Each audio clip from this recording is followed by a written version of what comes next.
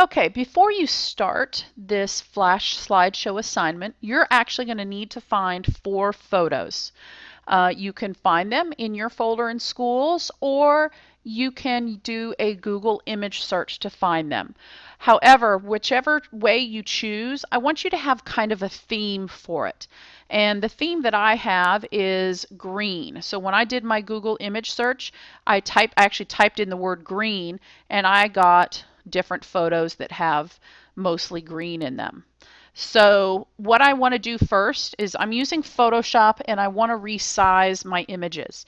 If you recall, our stage size, default stage size in Flash is 550 by 400. I want to resize these so they get as close to that as possible without being smaller than that. So I'm going to go to Image, Image Size, and you can see here that it's quite huge. If I do 550, notice then that the height of it is smaller than my stage. So I'm actually going to change that. And let me get there again. Image size. I'm going to go ahead and change the height to 400.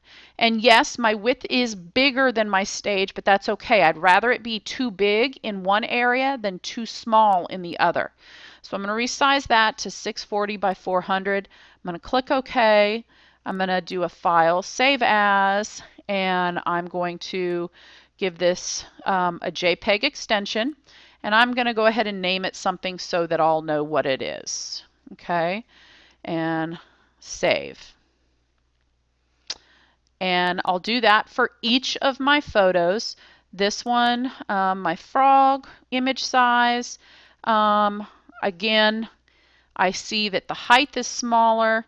Oh, that's actually too small too. 550 by 400. All right, so that one is going to be close. I'll click OK. File, save as. And I'll name it frog and click save. This is a leaf with some rain on it, 550. All right, so that one's good. Remember, the key is make sure that it gets close to the stage size without getting smaller.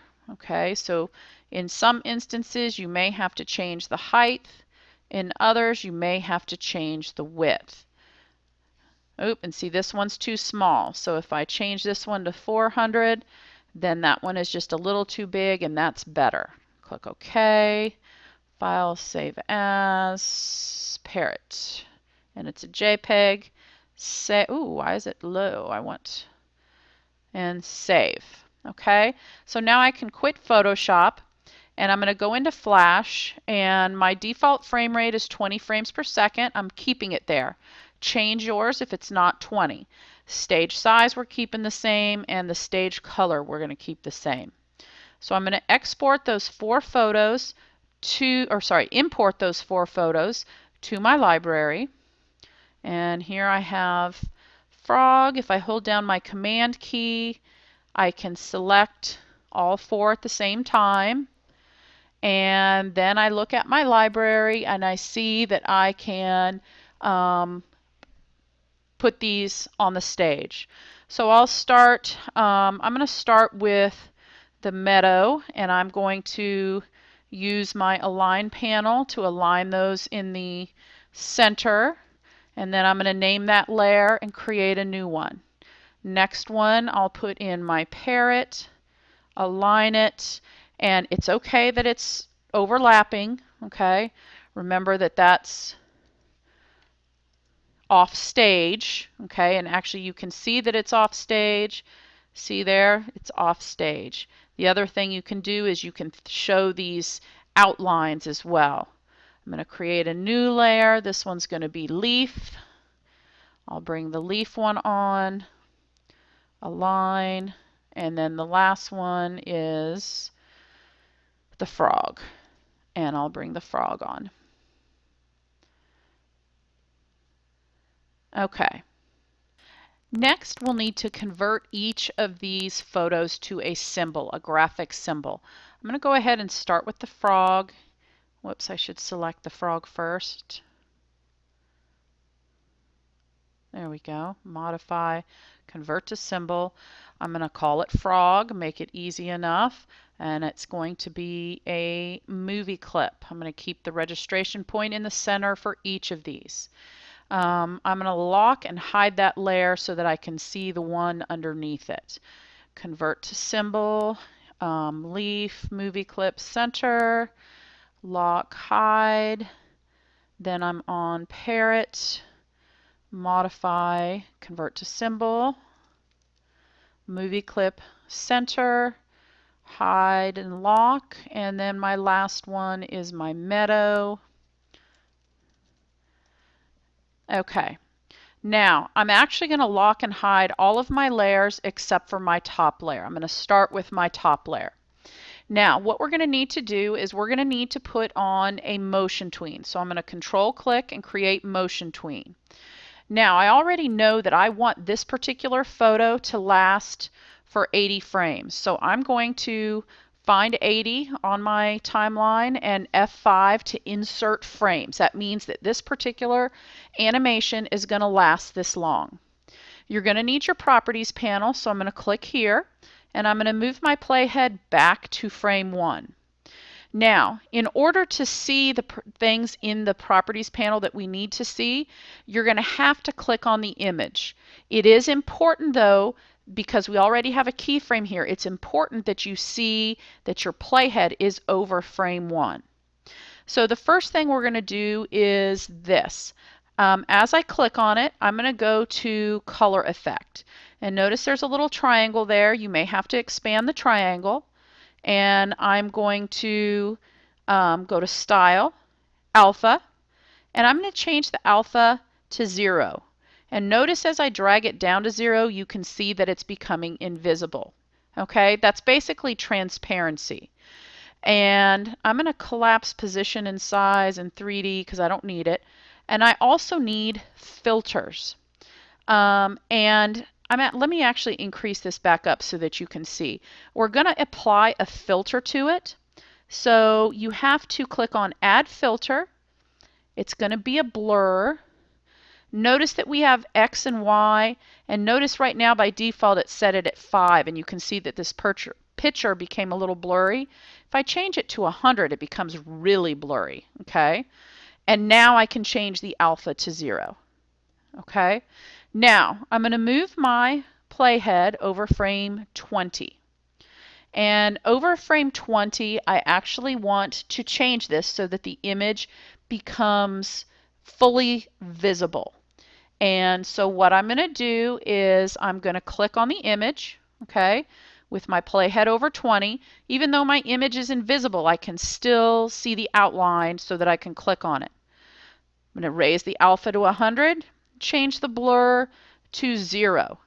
Now, notice because this is locked, the links are locked, when I change one, it automatically changes the other.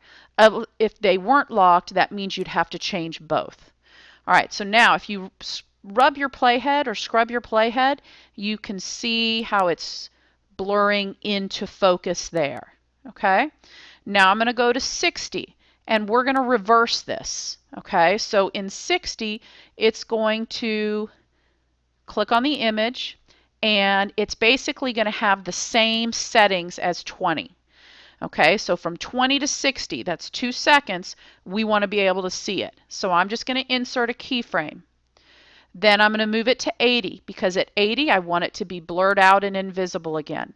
So I'm going to click on the image, and I'm going to set the blur, and I'm setting the blur first just because I can see it. If I set the alpha first, it's invisible and I can't see it. Okay, so I do have to set both. Now when I play it, I see it for 2 seconds and then it fades out again. Okay, now as you finish that layer, I want you to go ahead and lock it.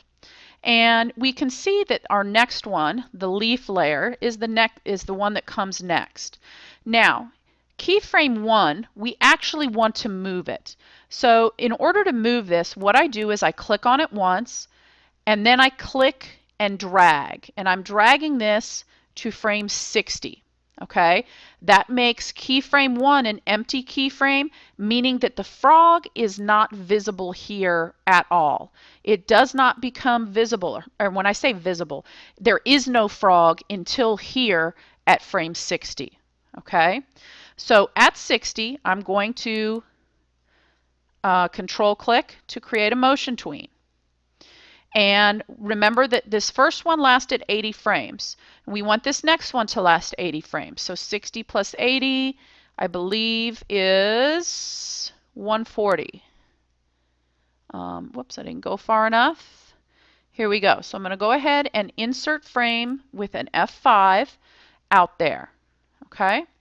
Now, I'm going to actually hide my frog layer for right now. That way I can see the leaf underneath. So here at 60, again, remember when the animation starts, we want the image to have this really blurred effect on it. Okay? We also want it to be transparent.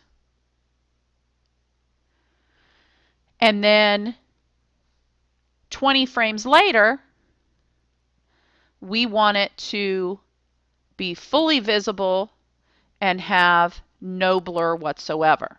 Okay, and now as I show that frog layer, okay, notice what it does is in this 1 second span here, it's fading from one to the other. And because they're green, it's kind of a neat effect because it just follows each other. Okay, so now I'm going to go and I have to go to 120. Okay, and this is where I want to insert a keyframe because I want it to have the same properties as frame 80. And then in frame 140, this is where I want it to blur out. Does that blur out? Oops. Let me Command Z. Somehow my numbers got out of whack. I'm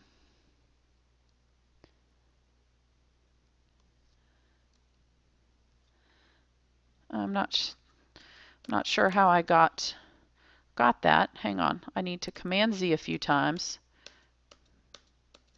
There we go. All right, now I'm going to click on that again, and I'm going to type in 100.